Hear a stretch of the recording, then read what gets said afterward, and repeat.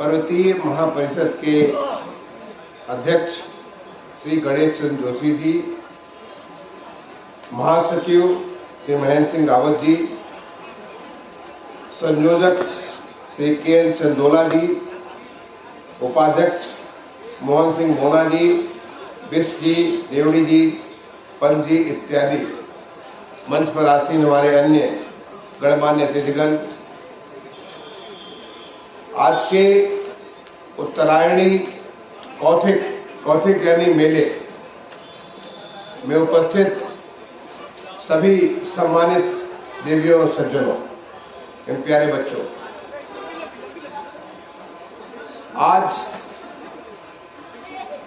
दो महत्वपूर्ण त्योहार हैं। पहला उत्तरायणी यानी मकर संक्रांति, जब भगवान सूर्य उत्तर दिशा की तरफ चलना प्रारंभ करते हैं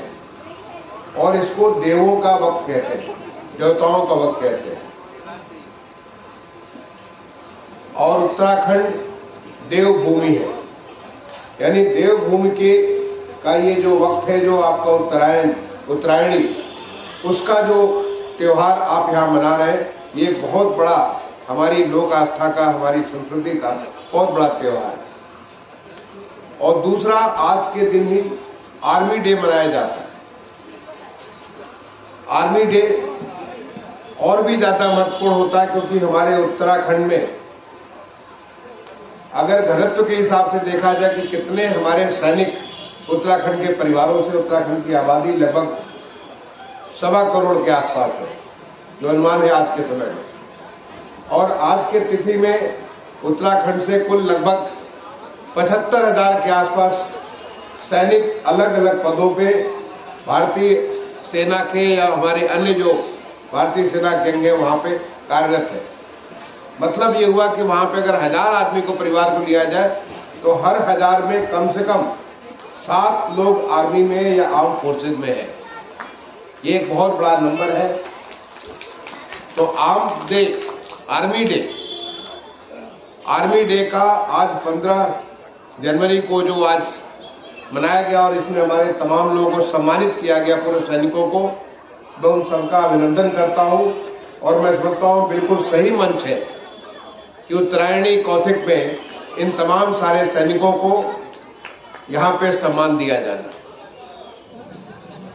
ये और भी ज्यादा महत्वपूर्ण हो जाता है क्योंकि आर्मी डे का आयोजन देश में कहीं कहीं होता रहता है। इस साल आर्मी डे का आयोजन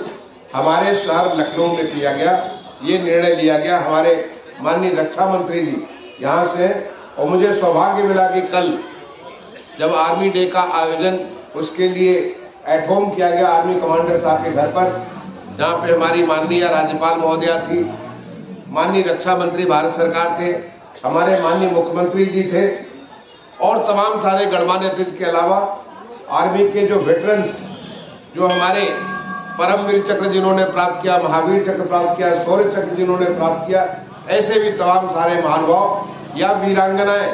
वीर नारियां जिन्होंने बलिदान किया, अपने पति का, उनका जो उन्होंने बलिदान किया, उसको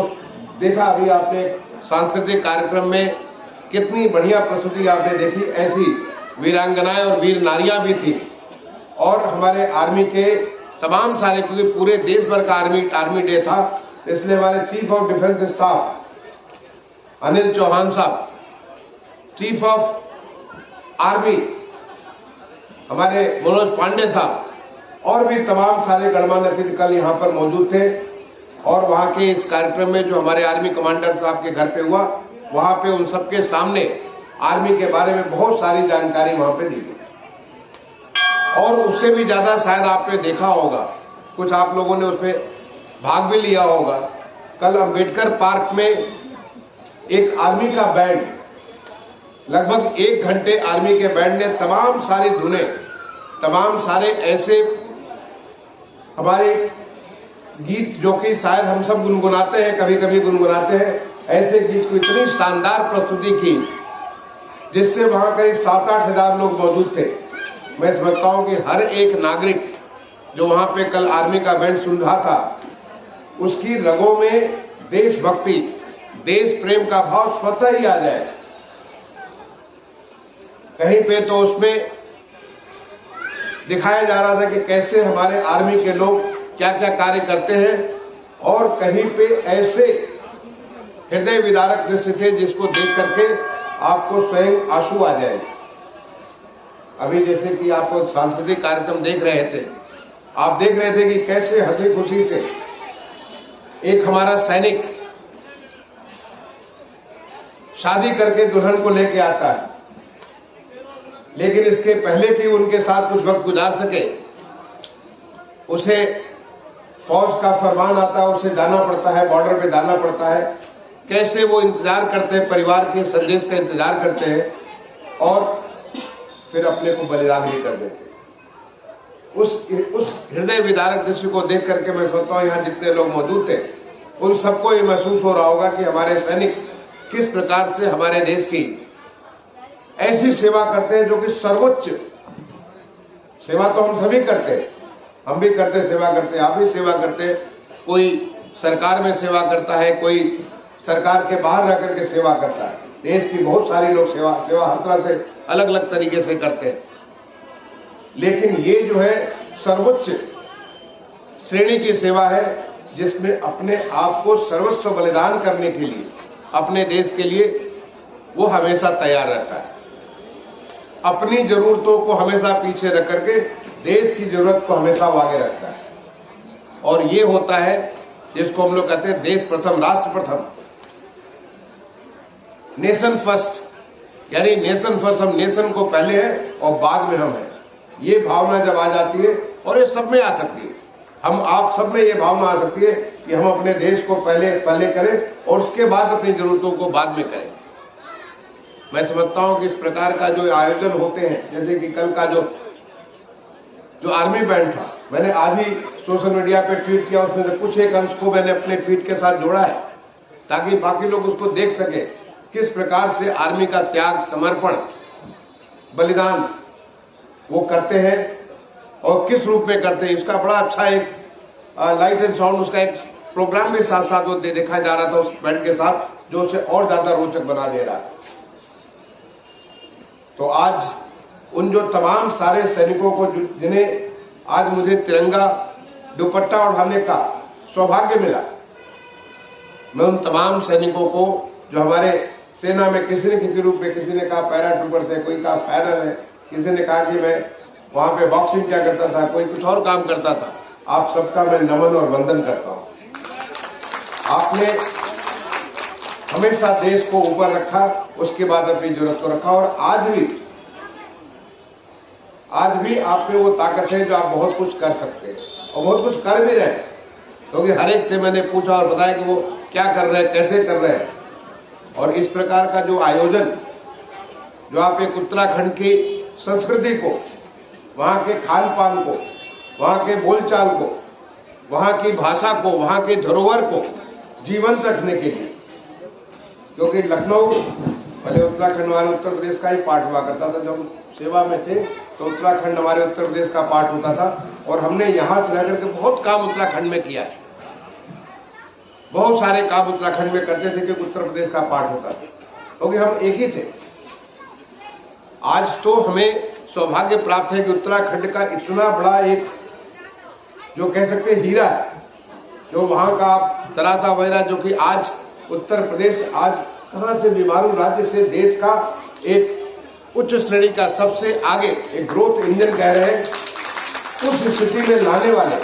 हमारे माननीय मुख्यमंत्री जी। आप सोचिए 7 साल पहले उत्तर प्रदेश कहां था और आज कहां है। ये कैसे हुआ, ये जादू किसने किया? मैं समझता हूं ये जादू हमारे प्रदेश के नेतृत्व माननीय मुख्यमंत्री जी के उससे, उनकी जो आभा है, उनकी जो सोच है, उनकी जो ऊर्जा है, उनकी जो ताकत है, उस ताकत से आज ये उत्तर प्रदेश में ये देश ये सीखने को मिला, ये देखने को मिला। ऐसा नहीं यहाँ का प्रशासन जैसा था पहले वही प्रशासन है, उसी प्रशासन से उन्होंने इस प्रकार का काम कराया कि चाहे वो किसी भी सेक्टर में, चाहे कृषि हो, उद्योग हो, हथकरघा हो, जो हर किसी सेक्टर में आज उत्तर प्रदेश पूरे देश में सबसे आगे या तो हो चुका है या होने के रास्ते में चल रहा है। उत्तर प्रदेश हमारा अगर अर्थव्यवस्था के तौर पे भी देखें तो हम देश में 7वें स्थान पे होते थे, आज हम 3रे स्थान पे, हम 2रे स्थान पर पहुंच चुके हैं और अब तो हम 2रे स्थान पर पहुंच गए और 2रे स्थान से पहले स्थान को भी प्राप्त कर सकते हैं। यहाँ पे हमारा ग्लोबल इन्वेस्टमेंट समिट होती है तो 40 लाख करोड़ का यहाँ पे इन्वेस्टमेंट के लिए निवेश का एमओयू साइन किया जाता है।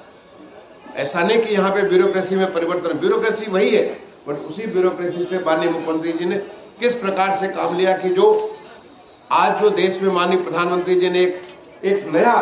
सोच पैदा किया है, उस सोच के साथ अपने को जोड़ते हुए उसको किस प्रकार से आगे बढ़ाएं, ये उन्होंने दिया। तो मैं समझता हूँ उत्तराखंड ने तो हमारे प्रदेश को इतनी बड़ा इसको योगदान दिया है जिसके लिए हर कोई ऋणी।